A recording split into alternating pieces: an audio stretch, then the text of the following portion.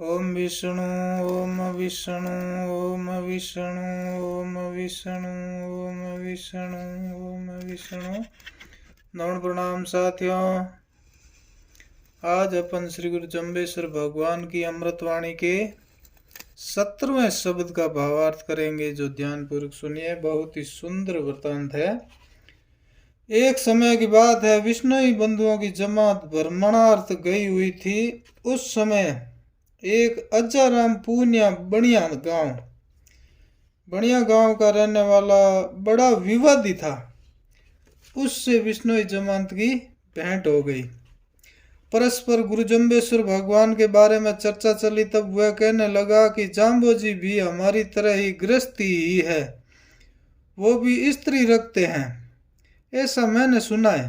तब विष्णुई बंधु कहने लगे, उनके कोई स्त्री नहीं है, वह तो निराहारी निराकार माया रहित ईश्वरीय रूप है। इस प्रकार के विवाद को सुलझाने के लिए वे सभी सम्राथल पर पहुंचे। वहां पर अपने शिष्य मंडली सहित जमदेव जी विराजमान थे। विष्णुयों ने आकर यही पूछा। तब श्री जम्बेश्वर भगवान ने कहा कि मैं स्त्री रखता हूँ। तब विष्णु ने कहा कि न तो हमने कभी आंखों से देखी है और न ही कभी कानों से सुनी है। तब श्री जम्बेश्वर भगवान ने कहा कि वह स्त्री ही ऐसी है जिसे आप न तो कानों से सुन सकते और न ही आंखों से देख सकते। आप लोग सुनो, मैं कैसी स्त्री रखता हूँ। इस प्रकार बंद सबकी जिज्ञासा शांत करने के लिए गुरु महाराज ने बहुत ही सुंदर शब्द सुनाया। ओम मोर सहजे सुंदर लोतर वाणी, ऐसो भयो मन ज्ञानी। तैया सासू तैया मासू रखतू, रुइयों खीरू नीरू, ज्यों कर देखूं ज्ञान अदेशू।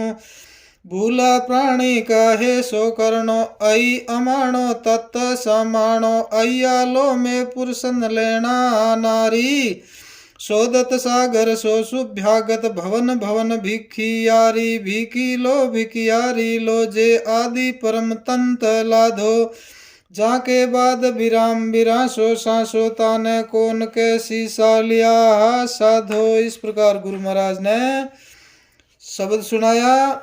गुरु महाराज फरमाते हैं, मेरी यह स्वभाव से ही उच्चारित होने वाली सुंदर प्रिय मीठी वाणी ही स्त्री है।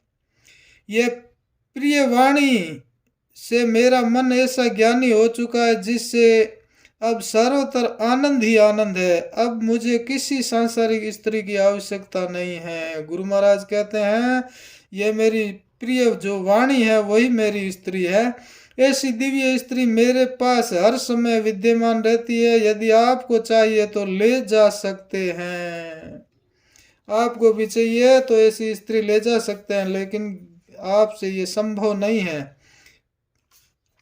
आगे कहते हैं, जब किसी का भी मन ज्ञानी हो जाता है तो फिर नारी पुरुष में भेदभाव ही मिट जाता है। क्योंकि जो श्वास एक नारी में चलती है, श्वास एक नारी में चलता है, वही पुरुष में भी चलता है। जो मांस स्त्री में है वही पुरुष में भी है। जो रक्त स्त्री में प्रवाहित होता है वही रक्त पुरुष में भी, तथा जो जीवात्मा स्त्री में है वही पुरुष में भी है। तो फिर भेदभाव कैसा? इसलिए जिस प्रकार हंस दूध व पानी को अलग अलग कर देता है, दूध ग्रहण कर लेता है और जल त्याग देता है, उसी प्रकार से मानव को भी विवेकशील होना चाहिए। सार वस्तु का ग्रहण कर और असार वस्तु का परित्याग करना चाहिए। यही ज्ञान का संदेश है। हे भूले हुए प्राणियों, मनमुखी कार्य छोड़कर सदगुरु शास्त्र सज्जन पुरुष कहे वैसा ही करना, क्योंकि तुम तो भूल चुके हो। स्वयं तो तुझे कर्तव्य अकर्तव्य का ज्ञान या विवेक भी नहीं है।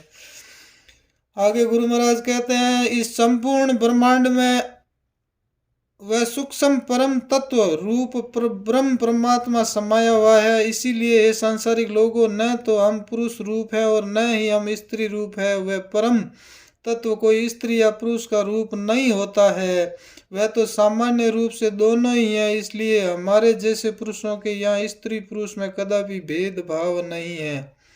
न तो हम स्त्री को घृणा से परित्याग करते हैं और न ही पुरुष को उत्तमता से अपनाते हैं। संन्यास लेने के पश्चात भी सभी को स्त्री पुरुष का भेदभाव नहीं मिटता, किंतु वही वीर पुरुष होता है जो उस परम तत्व की खोज करता है। खोज भी बड़े धैर्य एवं लगन के साथ बहुत समय पर्यंत करता है, वही शुभ्यागत है। ऐसे शुभ्यागत साधक की सेवा करने से गृहस्थ को 68 तीर्थों का फल मिलता है। वही शुभ्यागत अभ्यास करते करते उस परम तत्व की प्राप्ति कर लेता है तो फिर भिक्षा मांगने का अधिकारी हो जाता है। वह चाहे कहीं भी रहे, कैसी भी अवस्था में रहे, भिक्षा मांगकर उदर पूर्ति कर ले, उन्हें किसी प्रकार का मान अपमान नहीं रहता। यही दशा युक्त भिक्षुक होता है।